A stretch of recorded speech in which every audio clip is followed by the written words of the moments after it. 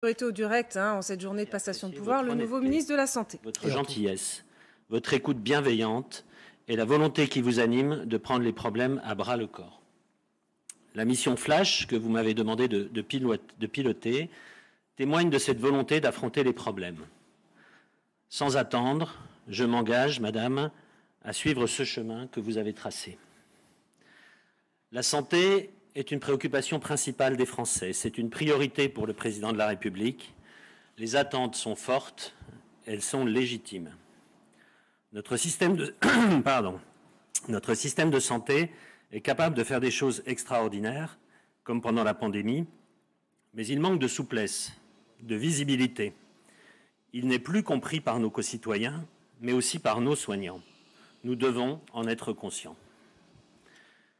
Les urgences générales, pédiatriques, psychiatriques, gynéco-obstétricales sont malades, l'hôpital public n'est pas bien et tout notre système de santé est à bout de souffle.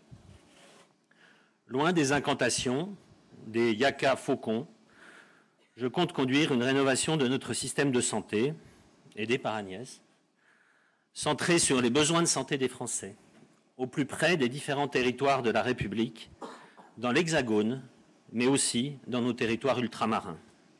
Car c'est au plus près des territoires que nous devons agir, avec les élus, les soignants et les soignés.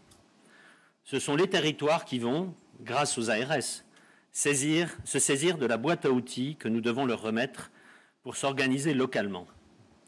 Les besoins de santé ne sont pas les mêmes en Moselle-Est ou dans le Pays Basque, il faut en tenir compte. Dès les prochains jours, nous recevrons les corps intermédiaires de la santé pour démarrer la grande concertation des parties prenantes voulue par le président de la République. Et nous nous déplacerons sur le terrain car je veux garder ce lien avec ceux qui m'accompagnent depuis plus de 30 ans, qui sont jour et nuit auprès des malades et de ceux qui souffrent. Dans ce chantier qui s'ouvre, je sais pouvoir compter sur toi, Agnès, ministre délégué, qui aura aussi la lourde tâche de m'initier aux subtilités de nos parlements. Je sais aussi pouvoir compter sur les administrations centrales, que je verrai très rapidement, et évidemment sur les ARS et leurs directeurs généraux. Je sais mobiliser ensemble, soigner tout, et bien sûr, ne pourra être fait en quelques semaines ou mois, mais aussi en se projetant dans les années à venir. Mais il y a urgence. Urgence pour lutter contre les inégalités d'accès à la santé dont les déserts médicaux sont l'emblème la plus terrible. Urgence pour l'hôpital et pour ses soignants et tous ces personnels de santé terrassés par la crise Covid dont nous n'avions pu anticiper de telles conséquences. Urgence pour réunir la ville et l'hôpital main dans la main et non plus côte à côte dans la seule volonté de répondre aux besoins de santé de nos concitoyens.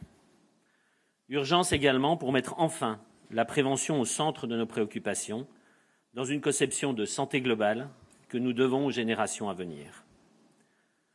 Vous pouvez compter sur moi pour m'y atteler tout de suite et sans relâche.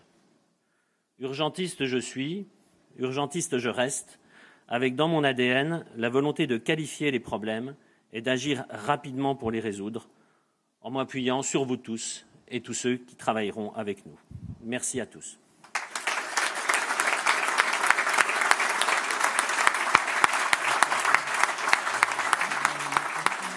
Voilà, premier mot du nouveau ministre de la Santé. Alors, est-ce que ce ministre va trouver grâce à vos yeux?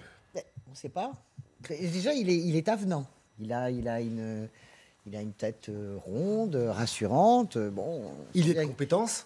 Oui, alors ça commence déjà sur le rapport qu'il a rendu, sur la façon dont il veut réformer les urgences, sur les tris qu'il veut faire aux urgences. Donc on va voir. Il a un chantier colossal. Moi, première chose, je le redis, passe sanitaire, parce qu'on ne mesure pas, tout a tellement pris le dessus, mais souvenez-vous qu'il y a 3 mois encore ou 4 mois encore, cette question-là de vaccination obligatoire, passe sanitaire obligatoire, c'était quelque chose qui a hanté et qui a complètement parlé à ce pays, une grande partie de ce pays. Donc lui, il a ça, il a le chantier des urgences.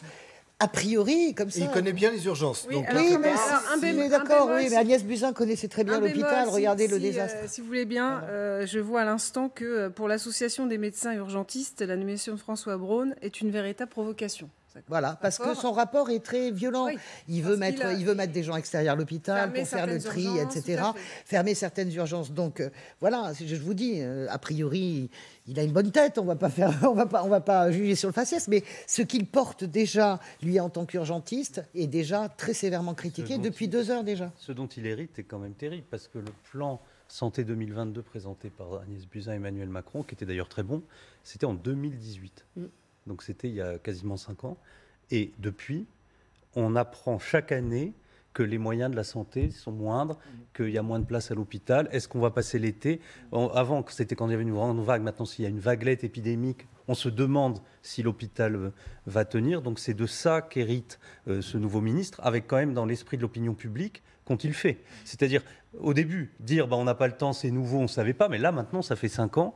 Et on se demande quel est le bilan sur la santé d'Emmanuel Macron, et on en tire la conclusion qu'il n'est pas bon du tout. Donc, pour le nouveau ministre, c'est une charge très lourde qui va devoir porter. Ensuite, moi, je peux pas, je le découvre, je l'ai découvert par sa mission, donc je ne peux pas vous en dire plus. C'est intéressant, Arlette, parce qu'on a l'impression que tous les ministres qui commencent, pour ceux qui ne sont pas connus, peut-être un peu moins, mais les autres, ils sont déjà usés avant de commencer.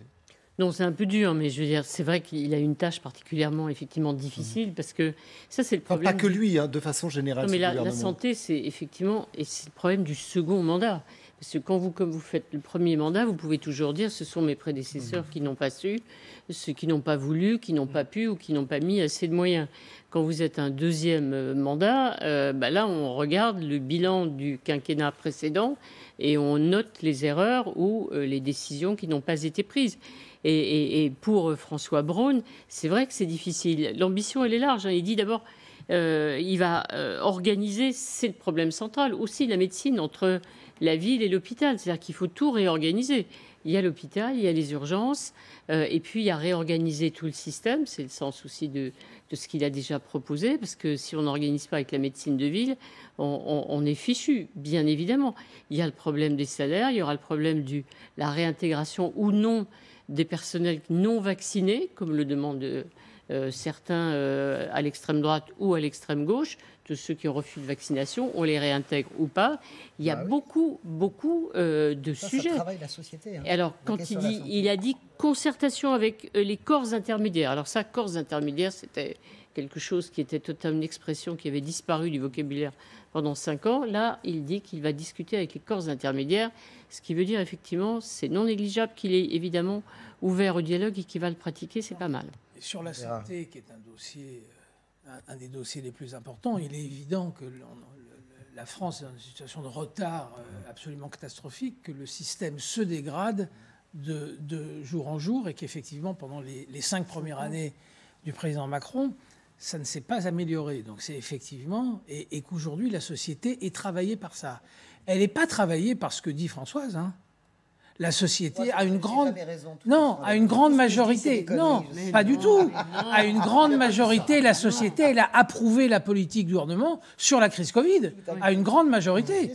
Donc c'est deux choses qui sont totalement séparées. Sur la vaccination, ça a travaillé la société. Ça a travaillé mais une très grande majorité était pour la vaccination et pour la politique. Mais c'est pas parce que la majorité... Et sur le pass sanitaire, si par malheur le pass sanitaire devait revenir, je suis pas convaincu du tout qu'une majorité de Français serait contre le retour du pass sanitaire.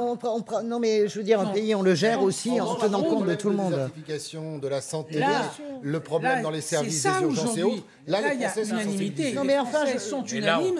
Et il y a une situation extrêmement dangereuse pour tout gouvernement. Et en l'occurrence, alors maintenant, c'est un urgentiste, c'est un médecin. Je sais bien que le discours le plus commun que j'ai eu sans doute à de nombreuses reprises, il ne faut pas un avocat pour le ministère de la Justice, il ne faut pas un médecin, mais rien ne le prouve. Non, mais il a déjà... Non, mais pardon, là, sur cette question, Maurice, il a déjà posé des actes, François Braun. Oui, bah oui. Il a donc des actes qui sont déjà réprouvés par une partie de la profession. Parce que dans sa mission flash, il a déjà posé des actes sur la réforme des urgences. Moi, je ne juge pas. Mais c'est pas un gouvernement nucléaire. NUPES. Hein. Mais j'ai bien compris y compris sur la santé, c'est pas un gouvernement NUPES. J'ai bien compris. La question, c'est que tout ministre, par définition, et avant même qu'il ait commencé à travailler, soit incompétent, soit mauvais, soit illégitime. Moi, il se trouve que je connais un peu ce médecin, parce que j'ai eu l'occasion, pour des raisons professionnelles, de m'entretenir avec lui. Pas intimement, mais je le connais un peu. Sentiment d'une certaine compétence, de savoir de quoi il parle, voilà. De le faire avec retenue et d'être capable, dans des colloques ou des séminaires, d'écouter les autres et de réagir. Après, ce que je veux dire, c'est qu'il n'y a pas de profil idéal pour le ministre de la Santé. C'est sans doute un des profils les plus compliqués à trouver, parce qu'il faut être, dans la situation qu'on vit, urgentiste, il faut être clinicien pour regarder les choses un peu à long terme, généraliste et spécialiste. Personne n'a ces 4 qualités-là ou ces 4 compétences-là. Donc, c'est évidemment l'un des postes les plus explosifs et les plus durs à avoir, surtout dans la situation actuelle, avec cette particularité française, c'est que quand on fait le bilan, on est dans une situation où, certes, des restrictions ont eu lieu, mais là même où il n'y a pas de restrictions et que les postes existent, on ne trouve pas les gens pour les remplir. Ce qui est quand même une particularité nationale assez spéciale et qu'il faudra bien trouver un moyen pour il la faut ajouter à tout ça, peut-être l'administration la moins importante, en tout cas la moins adaptée à ce qu'elle doit faire, et qui a aussi la réputation d'être la moins performante par rapport à l'administration qui va travailler aux finances ou même dans le régalien.